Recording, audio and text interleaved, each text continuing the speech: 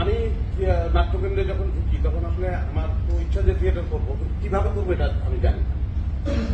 ওগুলো ব্যায়াম করাচ্ছে, আমি যে এই করার জন্য ঢুকলাম। আমি আসলে কিছুই জানতাম না যে ব্যায়াম করাচ্ছে, এই করার জন্য ঢুকলাম। আর তৌকির ভাইকে বুঝতে একটু সময় লাগছে, কারণ তৌকির ভাইকে টেলিভিশনে যে দেখতাম তো রোমান্টিক রোমান্টিক মানেই তো আমরা যেটা মনে করি যে খালি প্রেম প্রেম করে এবং যদি কম। কিন্তু আমি দেখেছি যে এই লোক এত বেশি উল্টা এবং এত বেশি কাজ করতে পারে, যেটা তুমি দেখে যেমন কখনো মনেই হতো না যে সে এত পরিশ্রম। তবুবে কিন্তু তখন অনেক অবস্থা, কিন্তু তবুবে কিন্তু সবসময় খেলা থেকে সেট নামাতেন এবং নিজে সেট লাগাতেন। এবং শো শেষেও আমরা যে করতাম তখন তৌকির ভাই অন্যান্য লোকজন দেখলেই কি বলবে না বলবে এই ভাবনা করছিল না। এইটা আমাকে খুব যে এই লোকটা থেকে এই পরিশ্রমটা করে, কারণ আমি কিন্তু তখন ওই দৃষ্টিতেই দেখি। তো আমি ঠিক আছে বললাম তাহলে ব্যায়াম কেন করছি, মনে হচ্ছে ঠিক আছে ব্যায়ামটা করে যায়। বলছে যে কোনো সময় বাদ দিয়ে দিতে পারে, থাকার জন্য ব্যায়ামটা। ব্যায়ামটা কেন করলাম সেটা কিন্তু 3 বছর পরে বোঝা গেল যে ব্যায়ামটা আসলে কি কাজে লাগে। তো থিয়েটার করার ক্ষেত্রে অনেক সময় আমরা বুঝতে পারি না যে এটা আমাকে কেন বলছে, এই খবরটা কেন দিচ্ছে, বা এই লাইনটা কেন হলো না। কিন্তু সেটার জন্য যে ধৈর্যটা দরকার, সেটা দরকার আমরা অনেকেই ধারণ করি না। যেমন আরো যে একটা স্মৃতি বলি, আরো চরিতামুক্ত করার সময় একটা রানফু ছিল, সেই জায়গায় একজন আসে নাই, তোর এই যে হারিকেন নিয়ে হেঁটে যাওয়া ছিল, তো সব আসে নাই, ওই হাঁটাটা আমি হাঁটলাম। আর তাই হয়তো ডেভ ওয়ার্ড করে ওই যে পেন্সিল পুরোটাই লেখে লেখার পরে তারপরে প্রথমেই আমাকে দিয়ে শুরু করলো।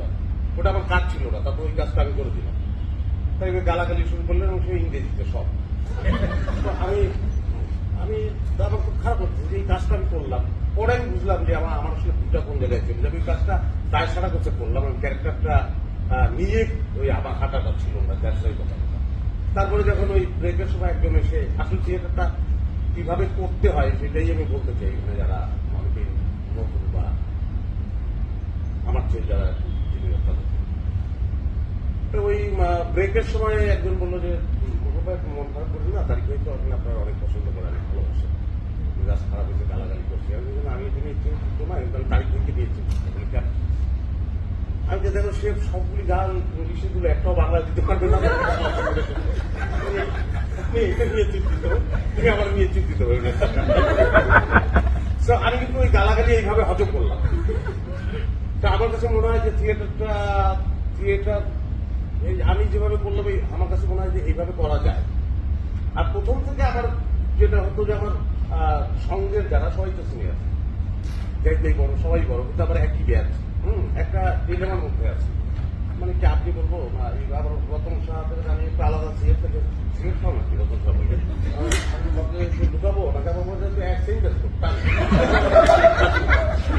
আমি একটা ডিলেমার মধ্যে আমি বসবাস করি, আবার রতন সাহা হ্যাঁ এইভাবেই চলতেছে। এবং ওইটাই হ্যাঁ তো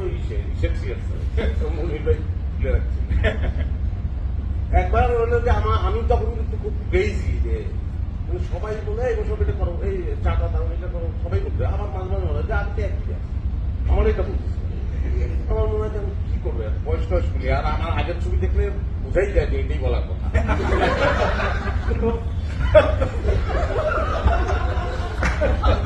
আমি খুব ওয়েট করছি, যে দলে জুনিয়রটা আসলে হয়, মানুষ তো ক্রেজি হয়ে থাকে জুনিয়রটা আসলে দেখা করবো। জুনিয়র আসলো কিন্তু সেটা জুনামের ফ্রেন্ড কোনো ভয় সবাই আসলে কিভাবে করতে। তারপরে আমি এত ক্রেজি যে আমি একটা অর্ডার করবো, মনে মনে বললে মনে হতো সিগারেট নিয়ে আসেন। বরিশাল যাচ্ছে দল এবং ওই দিন আমি মোটামুটি রেডি। এর মধ্যে হচ্ছে ওই মনু ভাই ভাই মানে জুনামের ফ্রেন্ড ভাই সবাই এদের তো বয়সটা মিলিয়ে এদের একটা সভ্যতা দেয়। এবং আমি তখনই চিন্তা করছি যে এরকম একটা সময়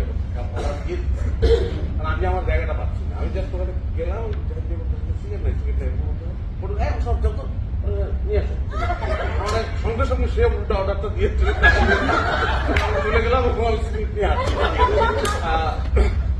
তো এই অবস্থার মধ্যে থেকে যে তুহিনের সঙ্গে আমার এখন পর্যন্ত আপনি সম্পর্ক, কারণ আমার আসলে দ্বিতীয় ব্যাচের সঙ্গে ফ্রেন্ডশিপ অল্পর সঙ্গে তুহিনের সঙ্গে।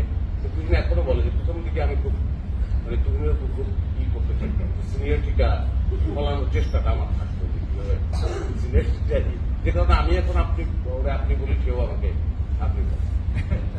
তো আমার মনে হয় যে এই ছেড়ে দেই এটা ঠিক না, এই বকাঝোকা তার জন্য ছেড়ে দেওয়া ঠিক না। প্রত্যেকটা প্রোডাকশনের মধ্যে দিয়ে আমরা নানান অভিজ্ঞতা আসলে অর্জন করি।